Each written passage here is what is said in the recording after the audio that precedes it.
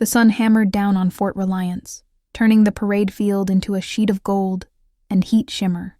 The base looked restless, boots aligned perfectly, rifles grounded, shoulders squared. Inspection day always smelled like sweat and nerves. Captain Aria Hayes stood in the front row, hands clasped behind her back, eyes forward. Quiet. Still. Invisible. The way she preferred.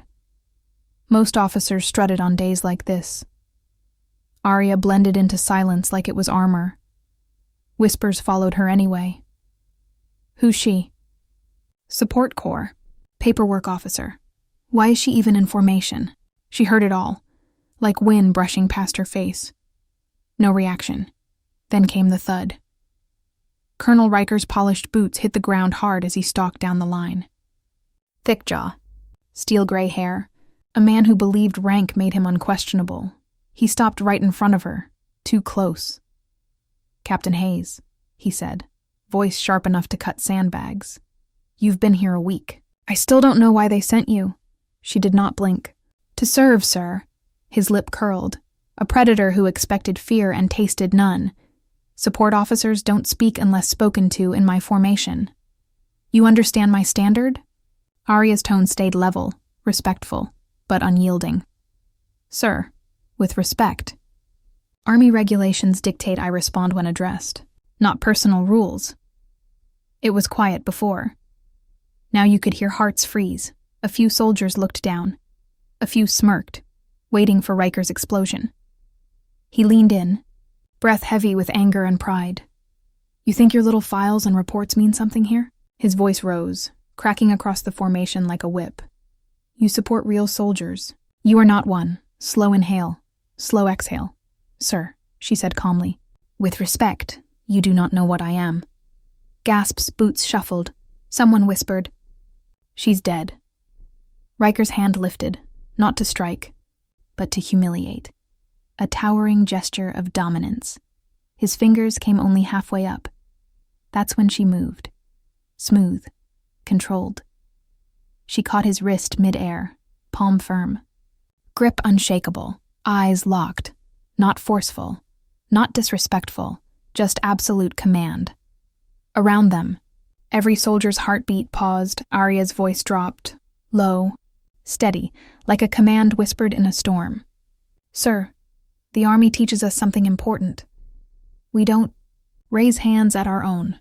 The colonel tried to pull away and failed. Not because she was overpowering him, because she wasn't even trying. She was simply there, like concrete and discipline. Suddenly, marching, not ordinary boots. Heavy, deliberate, elite rhythm. Heads turned, Special Forces unit, 12 men in charcoal berets, cut across the field like a blade. Their commander stopped 2 feet from Riker. He snapped a salute. Not to the colonel, to Captain Hayes. Ma'am, he said, voice deep. Your team stands ready. Silence. Rolled like thunder across the base. Riker's hand finally came free. His face lost every ounce of color. Aria didn't smirk, didn't gloat. She simply returned the salute. Yes. Major, good to see you again. Major Cole looked around at the stunned soldiers.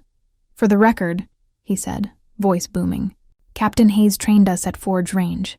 Every one of us owes our patch partly to her. Mouths opened. No sound came out. Colonel Riker swallowed hard. Aria stepped back into position. Calm as ever. Sir, she said quietly. Request permission to resume inspection. This time, Riker didn't raise his hand. He couldn't lift it at all. Continue, Colonel Riker croaked. It was barely a word, more like pride collapsing under its own weight. The formation exhaled, a single breath shared by hundreds. Boots stiffened again, eyes snapped forward. Discipline restored. But something fundamental had changed. Now the silence wasn't ignorance. It was awe. Major Cole's team remained at parade rest behind Aria, not flanking Riker, but overshadowing him without trying. They didn't need intimidation. Their presence was enough. Aria didn't move. Didn't look proud. Didn't bask in the moment. She held position like nothing happened, because to her, it hadn't. Respect isn't a victory, it's a standard. Riker forced himself to continue the inspection, voice hoarse, movements stiff. He stopped at the next soldier, but his words stumbled. What's your name, Private? The young troop swallowed hard. Private Miles, sir. Riker looked rattled. Right, carry on. He moved down the line, but every few seconds his eyes flicked toward Arya, not in anger anymore, in fear and calculation, because a truth had struck him harder than any wrist lock. Power doesn't always shout. Sometimes, it stands quietly and lets the world speak for it. Not on the field. Only in Arya's memory, flickering like a heartbeat. Sand smoke, a training camp at dawn. Exhausted soldiers gasping through mud. Arya's voice cutting the fog. You don't fight alone, you don't win. Alone, you rise together. Or not at all. 12 future special. Forces soldiers pushing through pain, because she believed they could, not yelling, not threatening, just expectation and trust. Respect earned, not demanded. A deep voice broke the silence. Ma'am, Major Cole murmured quietly beside her, meant for her ears only. Didn't expect to see you stateside quietly like this. Temporary assignment. Her tone soft, measured. Wanted peace, Cole smirked. Wrong base. Arya almost smiled, barely. Then discipline returned, like armor sliding back into place. Embarrassment is a dangerous fuel. A man who believes authority belongs to him alone does not surrender quietly. As inspection ended, Riker turned, stiffness gone, a different fire in his eyes, not pride, control, his version of it. Captain Hayes, he called loudly, louder than necessary. The base tensed. Arya stepped forward.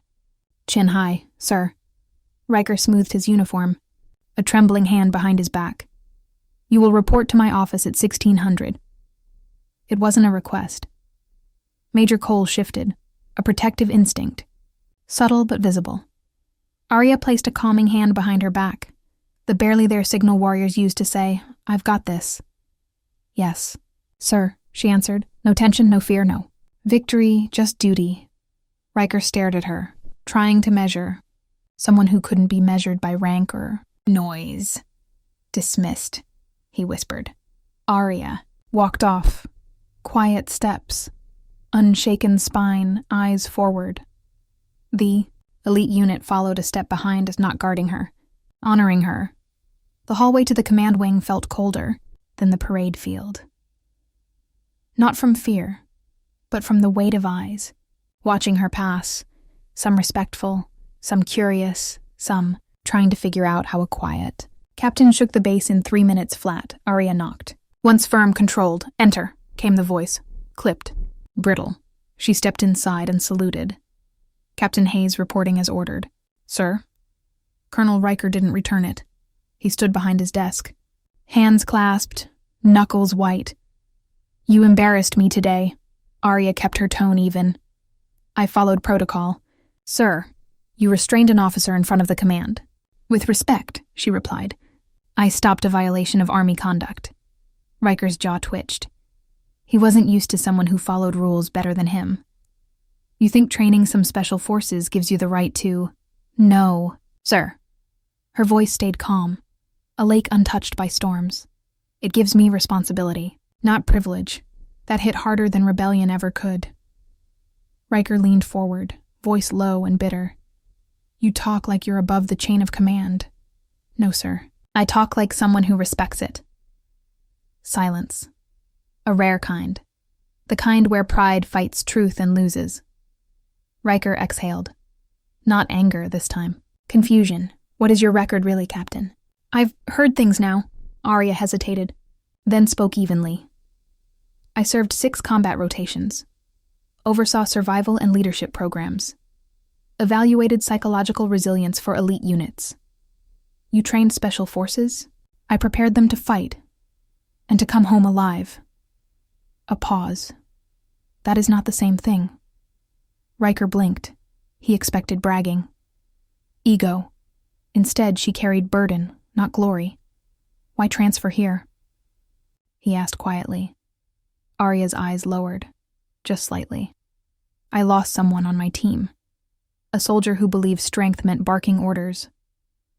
Her breath drew in, steady, controlled grief. He thought leadership meant fear. Men followed his tone, not his example. And in combat, the tone doesn't save you. Riker swallowed. Arya met his gaze. I came here to teach the opposite. Quiet strength, controlled force, respect before authority. Then softer, almost invisible, and to heal. What you did today, Riker finally said, voice low. It undermined me. No, sir. It protected the uniform. She held his stare, calm, unwavering. The army doesn't break its own with raised hands. We break obstacles. We break the enemy's. Well, not each other's. The room stayed still. No sound. No clock. No ego left. Breathing just truth, Riker slowly sat down. Not defeated, but learning. Maybe for the first time in years. He nodded once. Stiff. Controlled. But real. You're dismissed, Captain. Arya saluted. This time, he returned it. A hush fell over the entire grounds. Even the wind seemed to stop. The colonel's face flushed red, not from pain anymore, but from humiliation.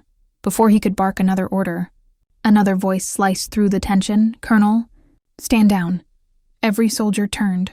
A general stepped forward, medals catching the light. Boots thudding with authority that silenced air itself. The colonel stiffened, jaw clenched.